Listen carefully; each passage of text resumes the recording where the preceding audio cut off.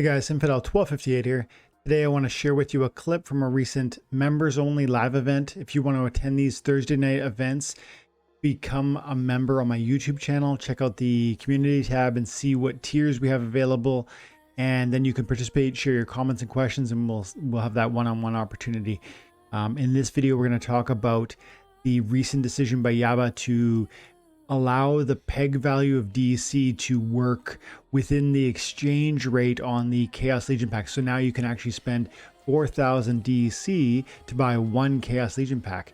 And what will this do to the economy of Splinterlands, and how is this going to impact the broader economy of this amazing game?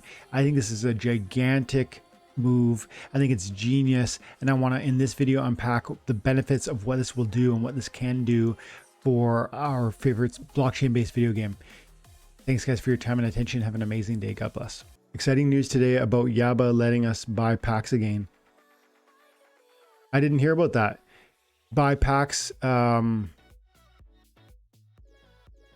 gonna assume you mean with DEC at 4,000, because I remember him saying that he would let DEC 4,000 DEC equate to a pack.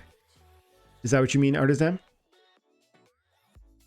And if not, I'd love to see a link, because I'll check that out. Yeah, okay, with DEC, yep.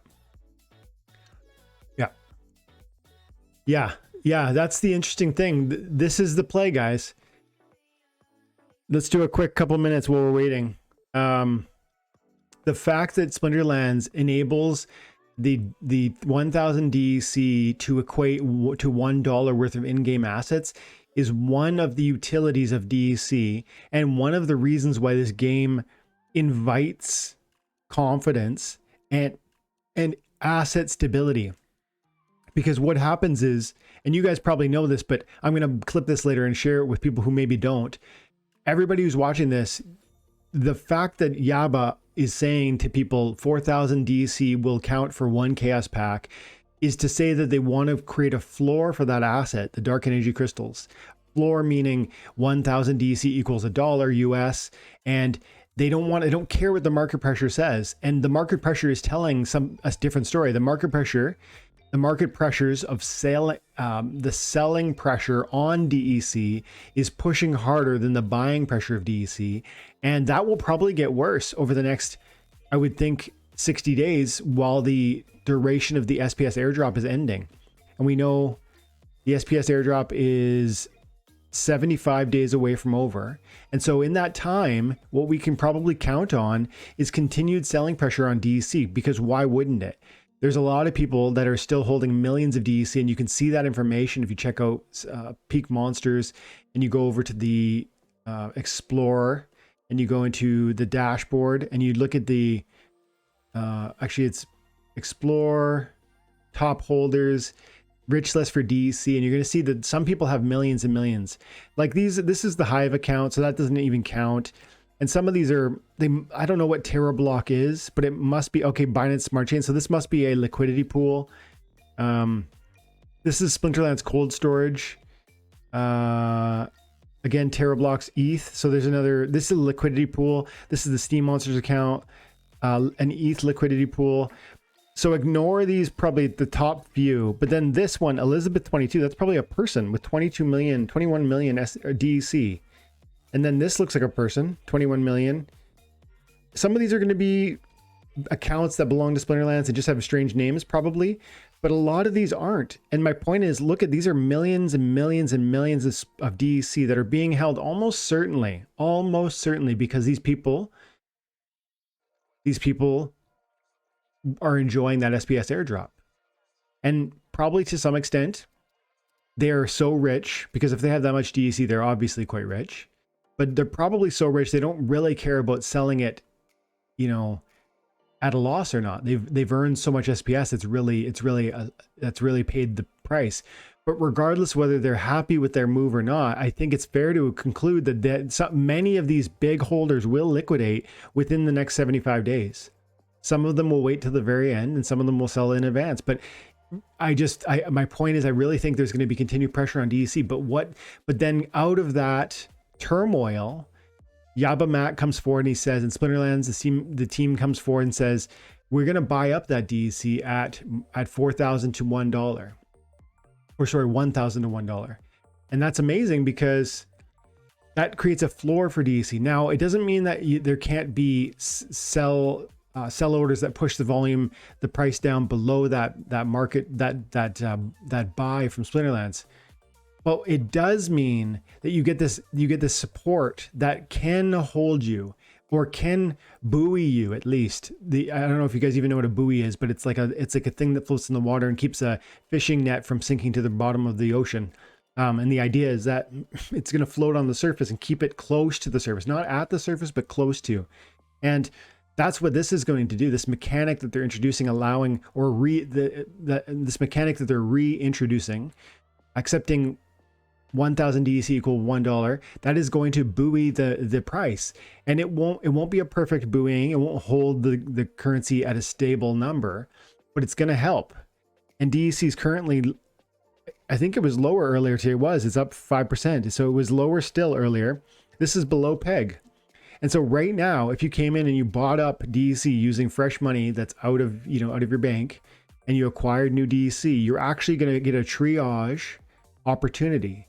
And that is the wisdom and honestly the genius of the developers of Splinterlands, because they recognize the value of creating that opportunity for you guys, for us, right? They want to say, we created these Splinterlands Chaos Legion packs out of the creativity of our mind. Of course, we had to pay some staff, but generally speaking, every pack sold is largely profit for them. And so knowing that, they're going to say, in this moment, let's take a little bit of an L on the DEC to help buoy that DEC, which is going to benefit our players in the rank battle payouts, but it's also going to benefit our players in that it'll help facilitate the sale of the Chaos Legion packs through creating this triage opportunity. And understand me if you don't know what that means, because not everyone will know what triage means. If you can buy DEC here for less than 1/10 of a penny, which is true, you can, and then you can sell it to Splinterlands for 1/10 of a penny, you've made money on that trade. And so the further this goes down, and I've seen it be as low as 650, which is to say, like pretty close to, I don't even know how to calculate that number. It's right now we're around 1/10 of a penny, but we're talking almost half of that value. So I think we could fall a lot more still, and I think we will. But that buoying that the genius developers are throwing out there for, it's like a lifeline that'll help sustain us and actually attract buying pressure to Chaos Legion packs, which then will eliminate that supply and then trigger new airdrops. And that just has a circulating effect of excitement and exuberance within the Splinterlands space. Very, very smart and exciting. Now, it's not going to happen overnight, and this is not a huge triage play, so that's like, some people aren't going to care. But if this gets down to 650, which is where I've seen it before, you're talking about a 35% discount on the packs themselves, right? Because you could come in here and buy, if this reaches 650, which it has before, then you can buy 1,000 DEC for 65 cents US. And then that is a 35% discount on the total pack price, because you can take that money that you bought for for that price off of the market, bring it over to Splinterlands and give it to them at an increased rate. That's a triage play. Buy the currency from one place for low and sell it to another place for high instantly. That's called triaging. It's called arbitrage trades. My apology, guys. I'm thinking I got Splinterlands on the brain, the triage, but yeah, it's called arbitrage.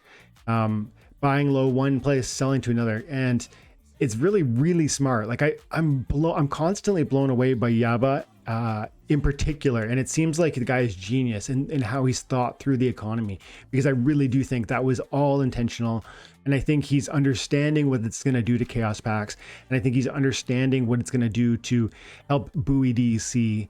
So cool. Might push pack sales definitely towards end of airdrop. Why sell your DEC when we could get packs at a discount and burn some more vouchers at the same time?